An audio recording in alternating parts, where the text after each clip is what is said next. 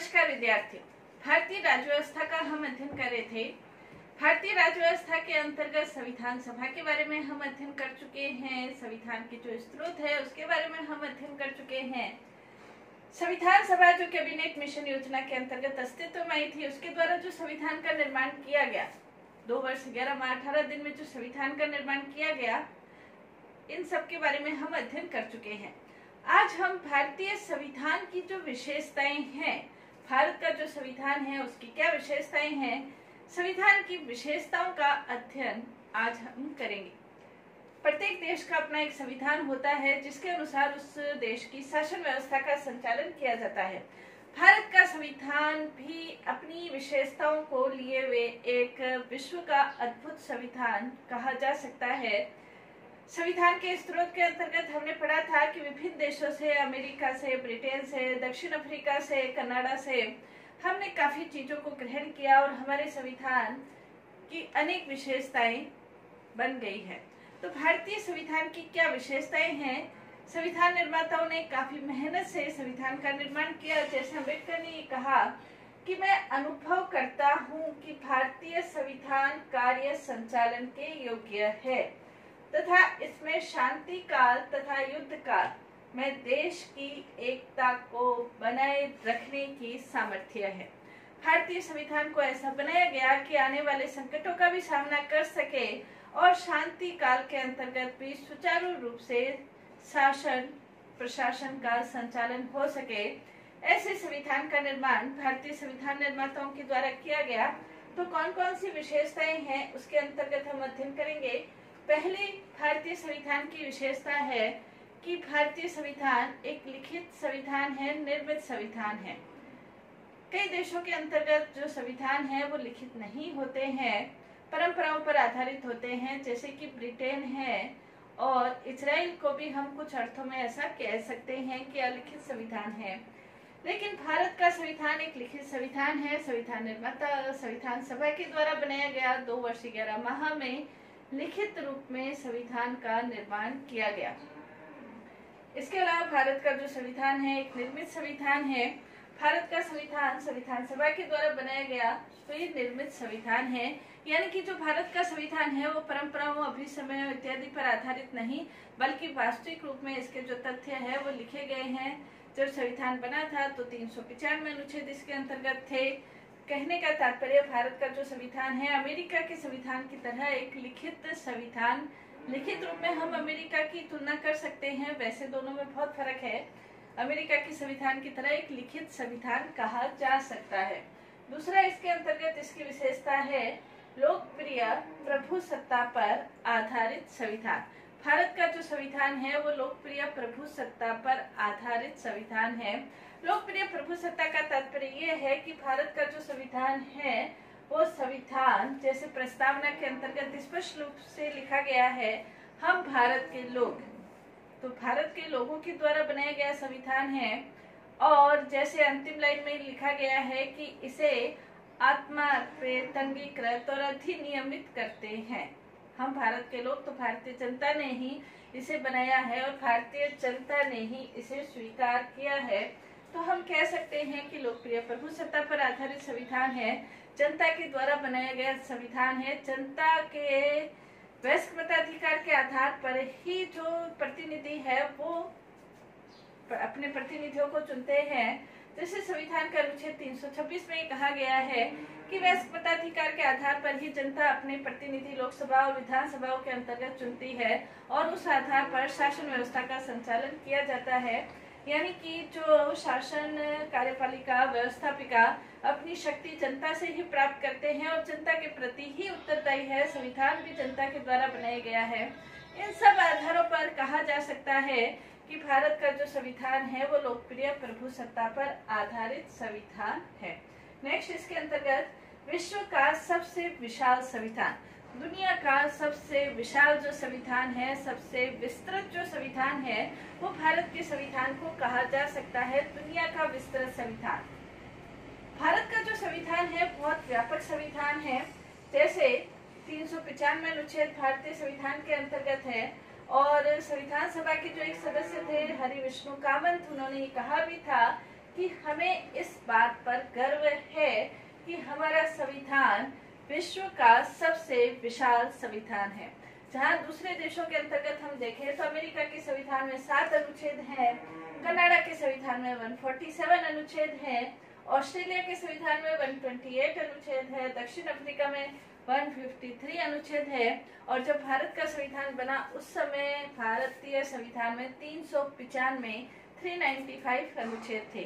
तो बहुत विस्तृत संविधान है। विस्तृत संविधान संविधान निर्माताओं के द्वारा इसलिए बनाया गया क्योंकि संविधान निर्माताएं भारतीय जनता की राजनीतिक जो अपरिपक्वता है उससे वो भिज्ञ थे, वो उसको जानते थे।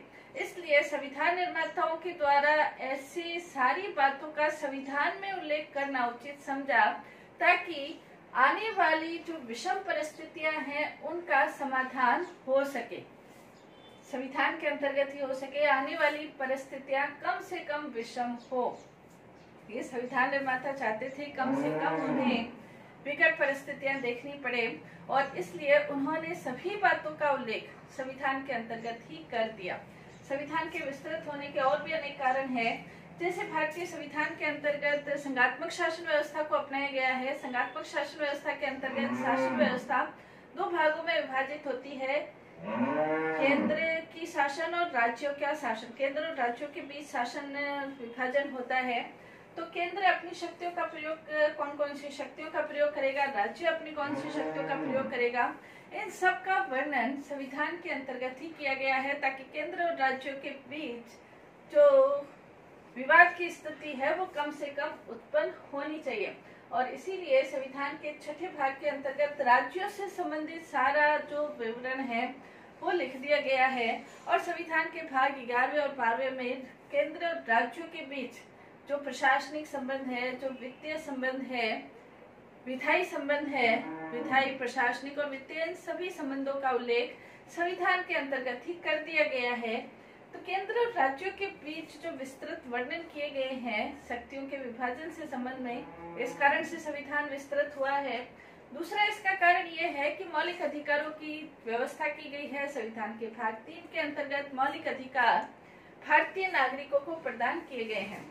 अब ये जो मौलिक अधिकार है न सिर्फ अधिकार प्रदान किए गए हैं बल्कि अधिकारों के ऊपर किन परिस्थितियों में क्या क्या प्रतिबंध लग सकता है, इनके बारे में भी विस्तृत उल्लेख कर दिया गया है संविधान के अंतर्गत ही। तो मौलिक अधिकारों का जो भाग है, भाग 3, वो बहुत विस्तृत भाग बन गया है। तो इस कारण से भी संविधान विस्तृत हुआ है।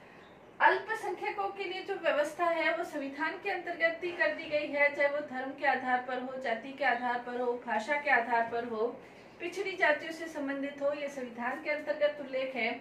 इस कारण से भी संविधान विस्तृत हुआ है। नीति निर्देशक तत्वों की व्यवस्थाएं भी संविधान के अंतर्गत की गई है।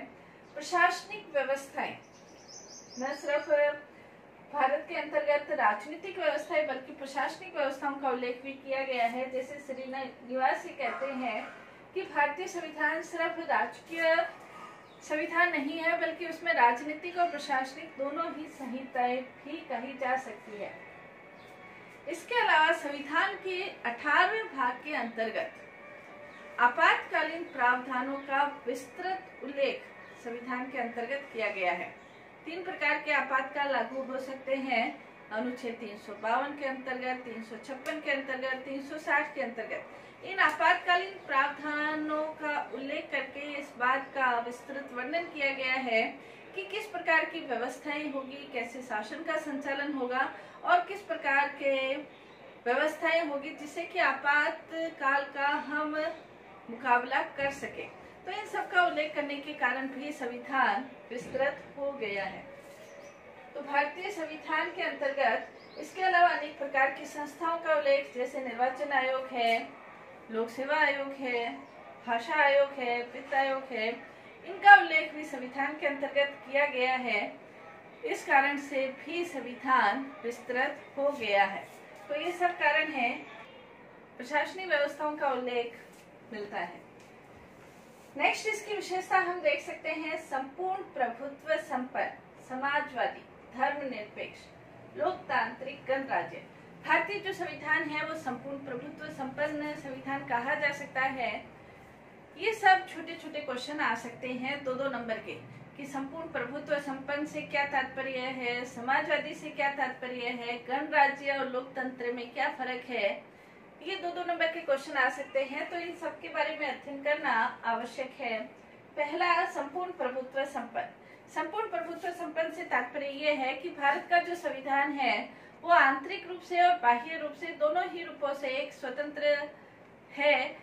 भारत के संविधान के अंतर्गत भारतीय शासन निर्माताओं को, प्रधानमंत्री को, राष्ट्रपति को, किसी भी अन्य शक्ति से भारत को किसी भी प्रकार की कोई भी सलाह लेने की आवश्यकता नहीं है। कानून निर्माण के क्षेत्र में आंतरिक दृष्टि से भारत स्वतंत्र है, अंतर्राष्ट्रीय क्षेत्र की दृष्टि से आंतरिक और बाह्य, अंतर्राष्ट्रीय क्षेत्र की दृष्टि से और अपने आंतरिक प्रशासन की दृष्टि से भारत स्वतंत्र है। किसी भी देश के अधीन नहीं है या उसे परमिशन लेने की आवश्यकता नहीं है। जब भारत राष्ट्रमंडल का सदस्य बना था तो ये कहा गया कि राष्ट्रमंडल का जो प्रधान है वो ब्रिटिश सम्राट है। इस कारण से भारत की जो संप्रभुता है वो उस पर कहीं न कहीं खतरा उत्पन्न होता है। इसका उत्तर देते हुए जवाहरलाल नेहरू ने 10 मई 1949 को आकाशवाणी के अंतर्गत अपने एक वक्तव्य में ये कहा था कि जो राष्ट्रमंडल में सम्राट की प्रमुखता है वो राष्ट्रमंडल के अंतर्गत है।